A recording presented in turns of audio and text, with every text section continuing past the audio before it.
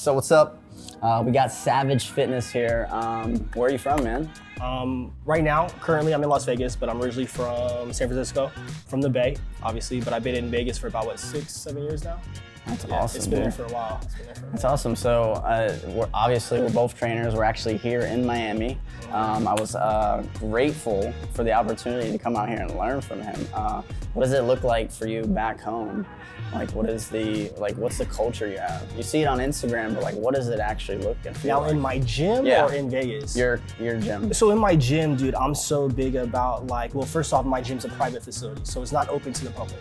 I think I do that just so I know who's coming in my gym, right? I control the energy, I control that. But dude, the biggest thing for us is just it's a family. Whether you're getting ready for a show, you're competing, or you never worked out ever in your life, everyone that steps inside that gym is gonna feel comfortable. 100%, and that's the biggest culture for me, is making sure everyone feels comfortable and everyone still supports each other within. And that's the biggest thing for us in Savage Fitness, you know? Awesome. Yeah, I think that is a super underrated aspect when it comes to training. Most people think about coming in to train, they're just getting a person to tell them what to do, how to lose weight, but it's so much more than that. Absolutely. And if you can create, again, that culture where it's you feel like a family, you feel like you're part of something like that, you want that. I think that's what most people seek, though. I think when they're looking for a trainer, they're actually looking for a support staff and a family and a culture. And I think if we can implement that in our own gyms, I think that's what's going to make it successful in the long run anyways, you know? I agree. I think that's important. I do a lot of talks on that, a lot of lives. Yeah. But yeah, what is your story, man? I'm actually curious to see that. How did it start, man? How did it start? It could take 2 fucking days to talk about my story. But I think it's everyone's true self-made story. Dude. Yeah. I really don't bring up my story too much because I feel like we dwell on that, or I don't want no one to feel sorry or pity for me, so I usually never tell no one my story. But dude, I come from nothing, man. I remember I used to live in a 2-bedroom apartment with 10 people in there. So you do the math on beds, you feel me? So that's how I was. I've been shot twice, I used to gangbang and I used to live that lifestyle, and that wasn't the best lifestyle for me. But I just changed a couple things upside mentally, because I think in the day in fitness, right, we're so targeted and focused on the physical transformation, the physical aspect. But my mentor, once taught me, he's that's not the transformation that we need to work on, it's the mental. And so once I started dialing it up in here, I don't know what happened, but just things started tweaking in my favor, right? Just little things started tweaking. And then now I'm here, Luckily, I'm doing something that I get paid to do. I love this shit. It's crazy that I'm doing this shit because I love everything about this. And to see that when I get my clients to pay me and people reach out to me for training, it blows my mind because I don't even think this is real life sometimes, It's almost like a dream in my head, but that's what it is for me, Awesome. Yeah, I'll go ahead and even my story, similar background. I think people see how good you're doing sometimes, and with social media now, they think that you were just gifted that, and for sure. And they don't see behind the scenes. They don't see where you came from. Again, same way with me. I tell people all the time, there is no plan B. No. There is no, if I fall hard. There's no other option. And there's no support, there's nothing, Yeah. It's me, it's the thrive or die. For sure. And it's just simply dominate. But dominate for your people, For sure. And my story, and I'll even tell you a little bit. One of the reasons why I like training women, and I'm just super passionate about this, because I had a time when I had my hip surgeries. Dude, getting out of a body cast from the waist down. Oh, I bet. You're learning how to run again. Yeah. Could you imagine learning how to run again? You're this athletic. I used to be fast, man. Well, people don't realize how important the hips are alone. So once you go to not just 1 but 2 hip surgeries, same time, it's a whole nother ball game for you. So I can only imagine. Yeah. So that road was a long one, man. And that I have a disorder, a muscular dystrophy disorder. That literally eats away my muscle tissue. So if I never got that surgery by the time I was 30. I wouldn't be training. I would be in a wheelchair. Yeah. And then even the amount of adversity at a young age, emotions were controlled. Yeah. And I had to be that. I had to have that thrive or die even back then. For sure. And then the recovery, they said I would never walk or do that in X amount of time, and I did it. And 4 months. Yeah, now look at you though. And yeah, now I'm training and, I'm putting that passion, and I remember that moment for me, and I don't want that for anyone. So yeah, that's where the I think everything we go through in the past is like, we actually turn it into a learning lesson for a future. So any of your clients that might have like hip problems or anything, you obviously been there, so you can help them with that. And it's actually good inspiration as well. Like it's motivating, it's inspiring. So it's your story, man. And then I don't, again, I'm the same way. I don't tell people that because then they, I know, I hate that shit. Don't feel bad for me. I fucking hate that shit. It happened to me, and that's it. Yeah. If that never happened to me, I wouldn't be the worst person I am today. And I would never take anything that's happened to me in my past away, even though there's like some bad moments. But at the end of the day, though, I'm like grateful for all those moments because it's made me who I am today. Yeah, I definitely, I think that's awesome. Yeah. Again, it's so surreal for me, even like training out here. Again, this is Aldo's gym in Miami, and just training and learning from two of the guys, like-minded people. We have the same techniques. We have the same, like the way we talk to our clients, our approach towards everything. It's very similar, and I take from you guys all the time. Well, Otto's another ball game. Yeah. That's a crazy motherfucker. Yeah, I mean, he's a goat though on a whole nother ball game though. So I actually look up to him as well. So that fool's a whole nother level. But no, he's a great man and very humble as well. I love him. Yeah, and that's how I found you, through him, and then I looked at your stuff, and it's still surreal.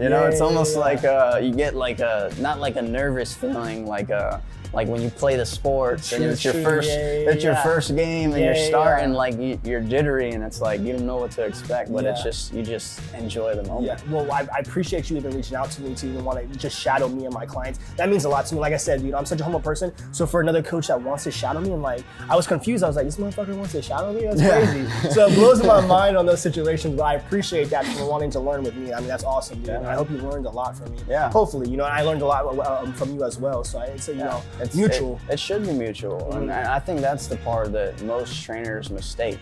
I can't talk about it enough because there's a lot of coaches out there that don't prioritize health first with their clients. So like, if you can get the opportunity to train with someone who is doing better than you, or who is in a better position than you, or who's just living that same life that you can, go get that knowledge and share that shit, because he'll take whatever he took today, if he took anything from me.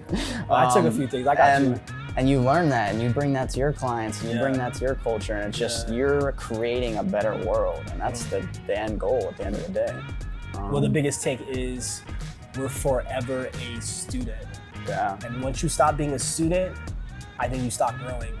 100%. I think, and I'll even be transparent here. I mean, we're guys. I mean, let's be real here. Coming up, even before the trainer, I used to be that young ego guy. Same. Why? Because coming after that surgery, I mean, I had to get better. I had to approach things differently because I was already going to be made fun of anyways for being different and walking different. So I had to embody a different mindset, and that was fueling the ego and just being way up here. And I had to learn how to contain that because that wasn't going to get you anywhere in life. And I think coaches now, like, they think that you don't know what you're doing, like your way is better, versus just asking questions why you do that. I think that's the part that people misinterpret.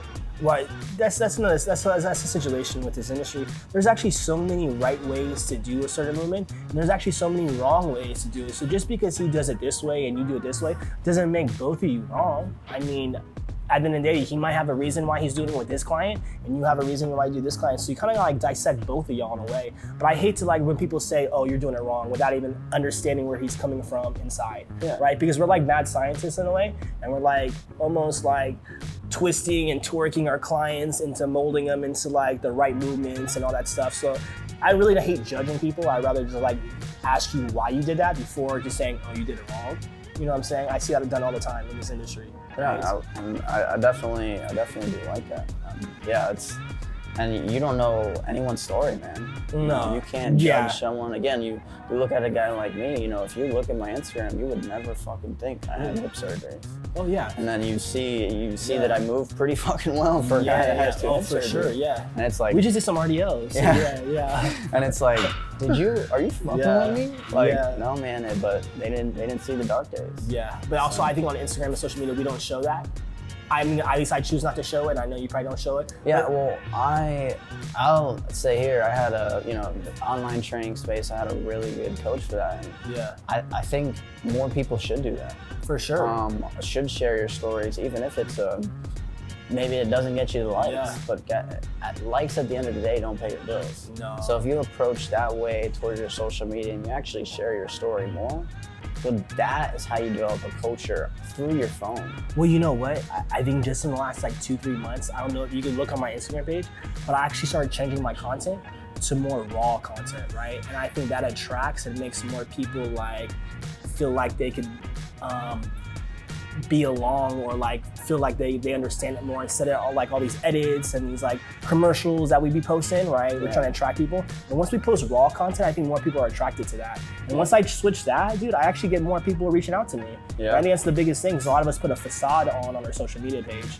And so I'm trying to show my purest self in just the rawest moment. And it's a never-ending game. I mean, Yeah. the day you figure it out, the day you wouldn't be here. True. Yeah, you're right. It's continuously learning, and I think I think there's a big shift coming. I even told Aldo last time I was here. I was like, man, dude, like, you got it, man. You're gonna become a mecca here because it's real. First off, that motherfucker's already a mecca. Yeah. That fool's already I know, killing but it, like, dude, it's like Yeah. the raw, like, Yeah. 100% what you see on Instagram is It's what you get in same. person. That's what I want. And that is so like key for me, For it's sure. like you can have a mentor and never meet them. You can follow their page, and if you take some things from them and you use it, that's a mentor. Yeah. So I think people misinterpret that sometimes, but I love it. Like you said, I'm a student first, always. Always. So- Student is always first, and then whatever follows next. But student is always first. I'm always trying to learn. Every single opportunity I get, I'm trying to learn something. That's what makes us grow and makes us better. Yeah, and dude, man, if I get the chance, I'll definitely have to come out to your gym, man. Come to Vegas, bro. I would take care of you out there, man. Yeah, man, that would be awesome, dude. I think it'd further the learning. For I think sure. That's dope. For sure. Yeah, man, where do they follow you at, man? Where do they look for you at? Honestly, dude, I first off, I hate social media. I really do. I own a business, but if I didn't have a business, I wouldn't have social media because I'm such a low-key person. So like, I actually liked to stay hidden, but obviously, my assistant and all that, like, bro, you gotta post shit. You gotta stay like on top of things, which I understand. But all I have is Instagram, Savage Fitness. That's the E's are 3s, Savage Fitness. But no TikTok, no fucking other shit, just Instagram. It's a headache alone, so I'm just like low-key on that end. Yeah. But yeah, I don't have fucking 20 different social media platforms. Awesome. Hey, that's good, Yeah. man. Oh, actually, I have YouTube though too, but I don't even post on YouTube either. They yell at me back home, dude. And my whole team yells at me like a motherfucker, but I just hate it. I like to do it my way. But I think that's the best and purest way to do it is your way, and not be.